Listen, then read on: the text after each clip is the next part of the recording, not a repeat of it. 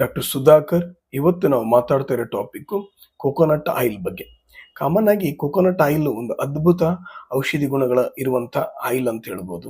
ಆಮೇಲೆ ಇದರಲ್ಲಿ ಏನೆಲ್ಲ ಇದೆಯಪ್ಪ ಅಂತಂದ್ರೆ ಮೇನ್ ಆಗಿ ಲಾರಿಕ್ ಆಸಿಡ್, ಕ್ಯಾಪ್ರಿಕ್ ಆಸಿಡ್, ಕ್ಯಾಪ್ರಿಲಿಕ್ ಆಸಿಡ್, ಆಮೇಲೆ ಇದು ಒಂದು ಅದ್ಭುತ ಆಂಟಿ ಆಕ್ಸಿಡೆಂಟ್ ಆಗಿ ಕೆಲಸ ಮಾಡುತ್ತೆ ಅಂತ ಹೇಳ್ಬೋದು. ಆಮೇಲೆ ಈ ಎಲ್ಲ ಆಸಿಡ್ಸ್ಗಳು ಇರೋದು ಏನಿದೆಯಲ್ಲ, ಈ ಒಂದು ಫ್ಯಾಟು, ಇದು ಯಾವ ಥರ ಅಂದರೆ ಎಂಟಿ ಮೈಕ್ರೋಬಿಯಲ್ ಅಂತ ಹೇಳ್ಬೋದು. ಯಾವ ಥರ ಅಂದರೆ ಎಂಟಿ ಬ್ಯಾಕ್ಟೀರಿಯಲ್, ಎಂಟಿ ವೈರಲ್, ಎಂಟಿ ಫಂಗಲ್ ಆಗಿ ಕೂಡ ಕೆಲಸ ಮಾಡುತ್ತೆ. ಆಮೇಲೆ ಇದರಲ್ಲಿ ಕಾಮನ್ ಆಗಿ ವರ್ಜಿನ್ ಕೋಕೋನಟ್ ಆಯಿಲ್ ಅಂತ ಒಂದು ಬರುತ್ತೆ. ಆಮೇಲೆ ಕೋಲ್ಡ್ ಪ್ರೆಸ್ಡ್ ಆಯಿಲ್ ಬರುತ್ತೆ. ಈ ಕೋಲ್ಡ್ ವುಡ್ ಪ್ರೆಸ್ಡ್ ಆಯಿಲ್ ಏನಿದೆಯಲ್ಲ, ಅದು ಒಣ ಕೊಬ್ಬರಿಯಿಂದ ಮಾಡುವಂಥದ್ದು. ಈ ವರ್ಜಿನ್ ಕೋಕೋನಟ್ ಆಯಿಲ್ ಏನಿದೆಯಲ್ಲ, ಅದು ಒಂದು ಫ್ರೆಶ್ ಮಿಲ್ಕ್, ಅಂದ್ರೆ ಆ ಕೋಕೋನಟ್ ಆಯಿಲ್ ಒಂದು ಫ್ರೆಶ್ ಮಿಲ್ಕಿಂದ ಆ ಒಂದು ಆಯಿಲ್ ಮಾಡುವಂಥದ್ದು ಇರುತ್ತೆ. ಆಮೇಲೆ ಇದರಿಂದ ಸಾಕಷ್ಟು ಪ್ರಯೋಜನ. ಯಾವ ಥರಪ್ಪ ಅಂದ್ರೆ ಒಂದಂತಲ್ಲ, ತಲೆಯಿಂದ ಹಿಡ್ಕೊಂಡು ಕಾಲವರೆಗೂ ಪ್ರಯೋಜನ ಇದೆ. ಯಾವ ಥರ ಅಂದರೆ ಕೂದಲು ಚೆನ್ನಾಗಿರುತ್ತೆ. ಆಮೇಲೆ ಸ್ಕಿನ್ನಿಗಂತೂ ಅದ್ಭುತ ಒಂದು ಮಾಯ್ಶ್ಚರೈಸರ್ ಅಂತ ಹೇಳ್ಬೋದು. ಆಮೇಲೆ ಅದೇ ಥರನೇ ಏನಾದರೂ ಹಲ್ಲುಗಳಲ್ಲಿ ತೊಂದರೆ ಆಗೋದಾಗ್ಲಿ, ಬಾಯಲ್ಲಿ ಹುಣ್ಣುಗಳು, ಈ ಥರದ್ದು ಏನೇ ತೊಂದರೆ ಇದ್ರೂ ಕೂಡ ಅದು ಕೂಡ ಆರಾಮ ಆಗುತ್ತಂತ ಹೇಳ್ಬೋದು. ಅದ್ರ ಜೊತೆಗೆ ಇದು ಯಾವ ಥರ ಇದೆಯಪ್ಪ ಅಂತಂದರೆ ಈ ಫ್ಯಾಟು ವೆಯ್ಟ್ ಲಾಸ್ಗೆ ಅದ್ಭುತವಾಗಿ ಕೆಲಸ ಮಾಡುತ್ತೆ ಅಂತ ಹೇಳ್ಬೋದು. ಅದ್ರ ಜೊತೆಗೆ ಹಾರ್ಟಿಗೆ ಕೂಡ ಅದ್ಭುತವಾಗಿ ಕೆಲಸ ಮಾಡುತ್ತೆ.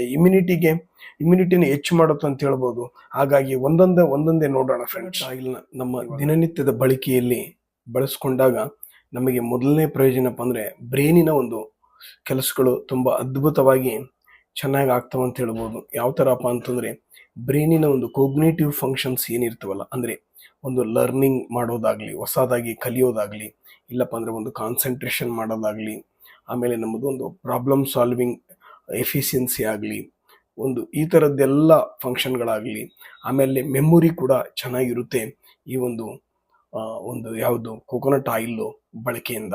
ಆಮೇಲೆ ಅದರ ಜೊತೆಗೆ ಈ ಮೆಮೊರಿ ಕೂಡ ತುಂಬ ಅದ್ಭುತವಾಗಿರುತ್ತೆ ಅಂತ ಹೇಳ್ಬೋದು. ಆಮೇಲೆ ಬ್ರೈನಿನ ಒಂದು ತೊಂದರೆ ಇದ್ದಂಥ ಒಂದು ಅಲ್ಜಿಮಿಯರ್ ಕಾಯಿಲೆಯಲ್ಲಿ ಕೂಡ ಸ್ಟಡೀಸಲ್ಲಿ ಹೇಳಿದ್ದಾರೆ, ಆ ಕಾಯಿಲೆಯ ಎಷ್ಟೋ ಸಿಂಪ್ಟಮ್ಸ್ಗಳು ಚೆನ್ನಾಗಿ ಆಗ್ತಾ ಇದೆ. ಮತ್ತು ಸ್ಟಡೀಸ್ ಪ್ರಕಾರ ನೋಡಿದರೆ ಅಲ್ಜಿಮಿಯರ್ ಡಿಸೀಸ್ದು ಪ್ರಾಬ್ಲಮ್ಸ್ಗಳು ಕೂಡ ಎಷ್ಟೋ ಅದ್ಭುತವಾಗಿ ಕಡಿಮೆ ಆಗುತ್ತಂತ ಹೇಳ್ತಾ ಇದೆ ಸ್ಟಡೀಸ್ಗಳು.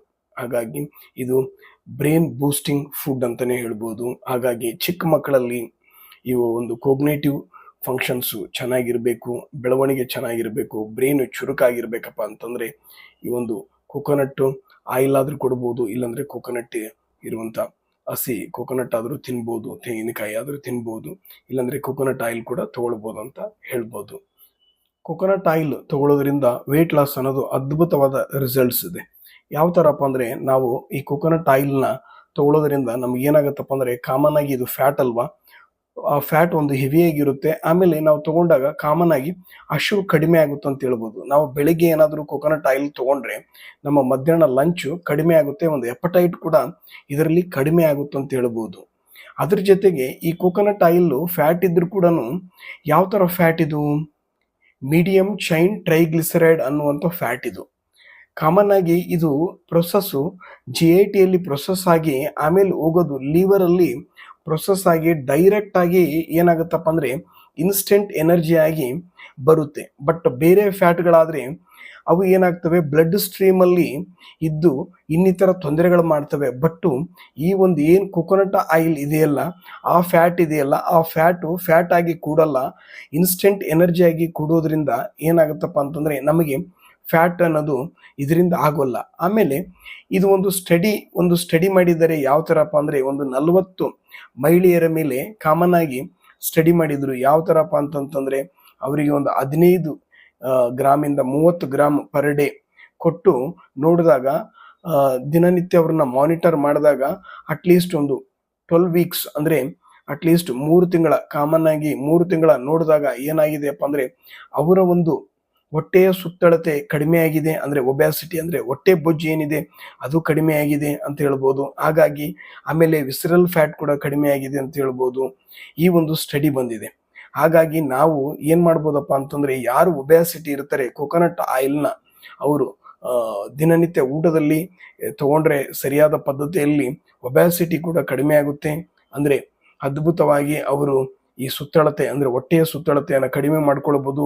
ಈ ಎಬ್ಡಾಮಿನಲ್ ಫ್ಯಾಟ್ ಏನಿದೆಯಲ್ಲ, ಇದು ಒಂದು ಸ್ಟಬ್ಬರ್ನ್ ಫ್ಯಾಟ್ ಅಲ್ಲ ಇದು. ಹಾಗಾಗಿ ಇದನ್ನ ಕಡಿಮೆ ಮಾಡ್ಕೊಳ್ಳೋಕೆ ಕೊಕೊನಟ್ ಆಯಿಲ್ ತುಂಬಾ ಯೂಸ್ಫುಲ್ ಅಂತ ಹೇಳ್ಬೋದು. Coconut oil heart friendly food ಅಂತಾನೆ ಹೇಳ್ಬೋದು. ಅಂದ್ರೆ ಒಂದು ಲಿಮಿಟ್ ಅಲ್ಲಿ ತಗೊಂಡಾಗ ಕಾಮನ್ ಆಗಿ ಈ ಕೊಕೊನಟ್ ಆಯಿಲ್ ಯಾವ ತರ ಇರುತ್ತಪ್ಪ ಅಂತಂದ್ರೆ, ಇದರಲ್ಲಿ ಇರುವಂತ ಒಂದು ಮೋನೋಲಾರಿಕ್ ಆಸಿಡ್ ಏನಿದೆಯಲ್ಲ, ಅದರಿಂದ ಆ ಒಂದು ಕೊಲೆಸ್ಟ್ರಾಲ್ ಏನಿದೆಯಲ್ಲ, ಈ ಬ್ಯಾಡ್ ಕೊಲೆಸ್ಟ್ರಾಲ್ನ ಕಡಿಮೆ ಮಾಡೋದ್ರ ಜೊತೆಗೆ ಗುಡ್ ಕೊಲೆಸ್ಟ್ರಾಲ್ನ ಜಾಸ್ತಿ ಮಾಡುತ್ತೆ ಈ ಒಂದು ಕೊಕೊನಟ್ ಆಯಿಲ್. ಆಮೇಲೆ ಇದರಲ್ಲಿ ಈ ಒಂದು ಲಾರಿಕ್ ಆಸಿಡ್ ಇರೋದ್ರಿಂದ ಯಾವ ತರ ಇರುತ್ತಪ್ಪ ಅಂದ್ರೆ, ಬಿ ಪಿ ಕೂಡ ಅದ್ಭುತವಾಗಿ ಕಂಟ್ರೋಲಿಗೆ ಬರುತ್ತೆ. ಕಂಟ್ರೋಲ್ ಬರೋದ್ರಿಂದ ನಮ್ಮ ಆರ್ಟ್ರಿಯಲ್ಲಿ ಏನು ಒಂದು ಡ್ಯಾಮೇಜ್ ಅಂದ್ರೆ ಆರ್ಟ್ರಿಯಲ್ಲಿ ಅಥೆರೋಸ್ಕ್ಲೆರೋಸಿಸ್ ಆಗುವಂತ ಡ್ಯಾಮೇಜ್ ಏನಿದೆಯಲ್ಲ, ಅದನ್ನ ಇದು ಪ್ರಿವೆಂಟ್ ಮಾಡುತ್ತೆ. ಆಮೇಲೆ ಡ್ಯಾಮೇಜ್ ರಿಸ್ಕ್ ನ ಕಡಿಮೆ ಮಾಡುತ್ತೆ. ಹಾಗಾಗಿ ಇದು ಒಂದು ಅದ್ಭುತವಾದ ಹಾರ್ಟ್ ಫ್ರೆಂಡ್ಲಿ ಫುಡ್ ಅಂತಾನೆ ಹೇಳ್ಬೋದು, ಒಂದು ಲಿಮಿಟ್ ಅಲ್ಲಿ ತಗೊಂಡಾಗ. ಹಾಗಾಗಿ ಇದನ್ನ ಏನ್ ಮಾಡ್ಬೋದಪ್ಪ ಅಂದ್ರೆ, ಕೊಕೊನಟ್ ಆಯಿಲ್ ನ ಲಿಮಿಟ್ ಅಲ್ಲಿ ಬಳಕೆ ಮಾಡಿದಾಗ ಹಾರ್ಟ್ಗೆ ತುಂಬಾ ಒಳ್ಳೆ ಆಹಾರ ಅಂತ. ಕೊಕೊನಟ್ ಆಯಿಲ್ ಏನಿದೆಯಲ್ಲ, ಒಂದು ಅದ್ಭುತ ಮಾಯಿಶ್ಚರೈಸರ್ ಅಂತ ಹೇಳ್ಬೋದು. ಯಾಕೆಪ್ಪ ಅಂತಂದ್ರೆ, ಆ ಒಂದು ಕೊಕೊನಟ್ ಆಯಿಲ್ ತಗೊಳ್ಳೋದ್ರಿಂದ ನಮ್ಮ ಒಂದು ಕೂದಲಾಗ್ಲಿ ಸ್ಕ್ಯಾಲ್ಪ್ ಆಗ್ಲಿ ಚೆನ್ನಾಗಿರುತ್ತೆ. ಅಂದ್ರೆ ನೋಡಿ, ಕೂದಲು ಚೆನ್ನಾಗಿ ಬೆಳಿಬೇಕಪ್ಪ ಅಂತಂದ್ರೆ ಮತ್ತು ತುಂಬಾ ಕಪ್ಪಾಗಿರ್ಬೇಕಪ್ಪ ಅಂದ್ರೆ ಕೊಕೊನಟ್ ಆಯಿಲ್ ನ ಬಳಸೋದು ತುಂಬಾ ಇಂಪಾರ್ಟೆಂಟು. ಅಂದ್ರೆ ಈಗ ಸಿಗುವಂತ ಕೊಕೊನಟ್ ಆಯಿಲ್ ಅಲ್ಲ, ಕಾಮನ್ ಆಗಿ ವರ್ಜಿನ್ ಕೊಕೊನಟ್ ಆಯಿಲ್ ಇಲ್ಲಪ್ಪ ಅಂದ್ರೆ ಕೋಲ್ಡ್ ವುಡ್ ಪ್ರೆಸ್ಡ್ ಆಯಿಲ್ ನ ಬಳಸೋದ್ರಿಂದ ಮಾತ್ರ ಈ ಒಂದು ಬೆನಿಫಿಟ್ಸ್ ಸಿಗುತ್ತೆ. ಹೊರಗಡೆದು ನಾವು ಹೇಳೋದಿಲ್ಲ. ಈ ಎರಡು ನ್ಯಾಚುರಲ್ ಆಗಿ ಏನ್ ಸಿಗೋದು ಏನಿದೆಯಲ್ಲ, ಆ ಕೊಕೊನಟ್ ಆಯಿಲ್ ಬಳಕೆ ಮಾಡಿದಾಗ ಮಾತ್ರ ಕೂದಲದ ಬೆಳವಣಿಗೆ ಚೆನ್ನಾಗಿರುತ್ತೆ. ಅದ್ರ ಜೊತೆಗೆ ಮತ್ತೆ ಕೂದಲು ಕಪ್ಪಾಗಿರುತ್ತೆ, ಆಮೇಲೆ ಸ್ಟ್ರೆಂತ್ ಆಗಿರುತ್ತೆ, ಡ್ರೈ ಆಗಿರಲ್ಲ ಮತ್ತು ಸ್ಪ್ಲಿಟ್ ಏರ್ ಆಗಲ್ಲ ಈ ಕೊಕೊನಟ್ ಆಯಿಲ್ ಬಳಕೆ ಮಾಡೋದ್ರಿಂದ. ತಲೆಗೆ ಎಣ್ಣೆ ಹಚ್ಚೋದ್ರಿಂದ ತಲೆ ತಂಪಾಗಿರುತ್ತೆ, ಕೂಲ್ ಆಗಿರುತ್ತೆ, ತಲೆನೋವು ಕೂಡ ಕಡಿಮೆ ಆಗುತ್ತೆ ಅಂತ ಹೇಳ್ಬೋದು ತಲೆಗೆ ಎಣ್ಣೆ ಹಚ್ಚೋದ್ರಿಂದ. ಆಮೇಲೆ ಅದೇ ತರನೇ ಫೇಸ್ಗೆ ಏನಾದರೂ ಈ ಒಂದು ಎಣ್ಣೆ ಹಚ್ಚಿದ್ರೆ, ಒಂದು ಯಾರಿಗೆ ಡ್ರೈನೆಸ್ ಇರುತ್ತೆ ಫೇಸು, ಇಲ್ಲಪ್ಪ ಅಂದ್ರೆ ಯಾರಿಗಾದ್ರೂ ಒಂದು ಇರಿಟೇಷನ್ನು, ಇಲ್ಲಾಂದ್ರೆ ಮೊಡವೆಗಳು, ಈ ಥರದ್ದೆಲ್ಲ ಇದ್ದಾಗ ಸ್ಕಿನ್ ಮೇಲೆ ಏನೇ ತೊಂದರೆಗಳಿರಲಿ, ಈ ಒಂದು ಫಂಗಲ್ ಇನ್ಫೆಕ್ಷನ್ ಆಗಿರ್ಬೋದು, ಇಲ್ಲಾಂದ್ರೆ ಒಂದು ಅಲರ್ಜಿ ಆಗಿರ್ಬೋದು, ಇನ್ನಿತರ ಏನೇ ತೊಂದರೆ ಆದ್ರೂ ಕೂಡ ಕೊಕೊನಟ್ ಆಯಿಲ್ ಬಳಕೆ ಮಾಡೋದು ತುಂಬಾ ಉತ್ತಮ ಅನ್ಬೋದು. ಯಾವ ತರ ಅಂದ್ರೆ ಮಸಾಜ್ ಮುಖಾಂತರ, ಇಲ್ಲಪ್ಪ ಅಂತಂದ್ರೆ ಕಾಮನ್ ಆಗಿ ಸ್ನಾನದ ಕೋಣೆಯಲ್ಲೇ ಈ ತರದ್ದೊಂದು ಕೊಕೊನಟ್ ಆಯಿಲ್ ಇಟ್ಕೊಂಡು ನಾವು ಸ್ನಾನ ಮುಗಿದ ನಂತರ ಇನ್ನೂ ನೀರು ಇರುವಾಗಲೇ ಒಂದು ಸ್ವಲ್ಪ ಕೊಕೊನಟ್ ಆಯಿಲ್ ತಗೊಂಡು ಹಚ್ಕೊಂಡ್ರೆ ಅದೊಂದು ನ್ಯಾಚುರಲ್ ಮಾಯಿಶ್ಚರೈಸರ್ ಆಗುತ್ತೆ.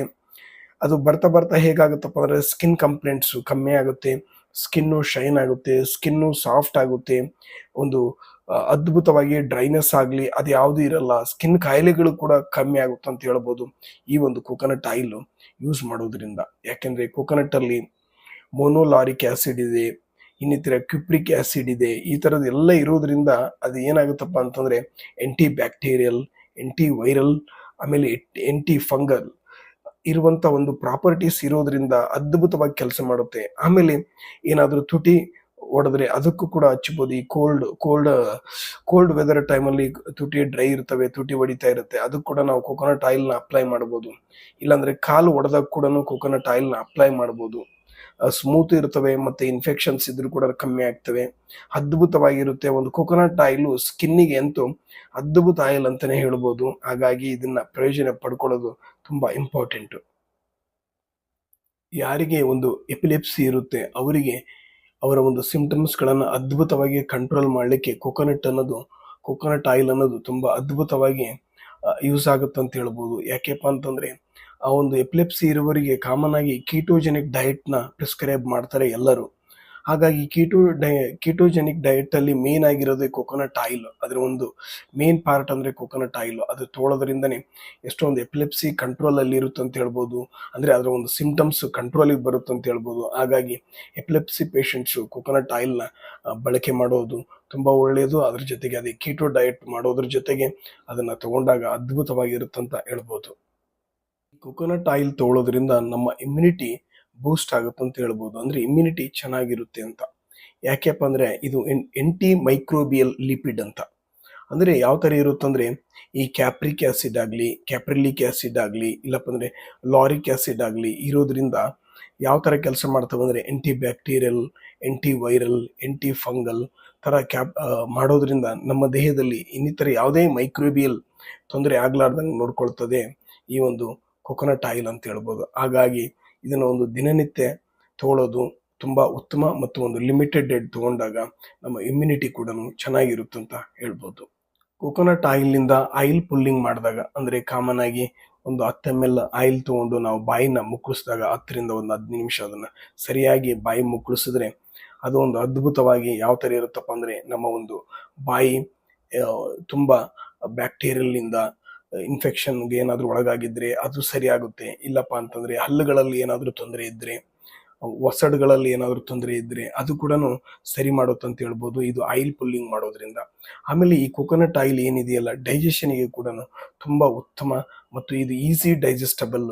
ಯಾಕೆಂದರೆ ಮೀಡಿಯಂ ಚೈನ್ ಟ್ರೈಗ್ಲಿಸರೈಡ್ಸ್ ಇರೋದ್ರಿಂದ ಈಸಿಯಾಗಿ ಡೈಜೆಷನ್ ಆಗುತ್ತೆ. ಆಮೇಲೆ ಇನ್ನಿತರ ಒಂದು ಫ್ಯಾಟ್ ಸಾಲ್ಯುಬಲ್ ವಿಟಮಿನ್ಸ್ಗಳು ಏನಿರುತ್ತಲ್ಲ ಅವು ಡೈಜೆಷನ್ ಆಗೋಕ್ಕೂ ಕೂಡ ಒಂದು ಹೆಲ್ಪ್ ಮಾಡುತ್ತೆ ಅಂತ ಹೇಳ್ಬೋದು. ಹಾಗಾಗಿ ಡೈಜೆಷನ್ಗೆ ತುಂಬ ಒಳ್ಳೆಯದು ಈ ಕೊಕೊನಟ್ ಆಯಿಲ್ ಅಂತ ಹೇಳ್ಬೋದು. Okay friends, thank you.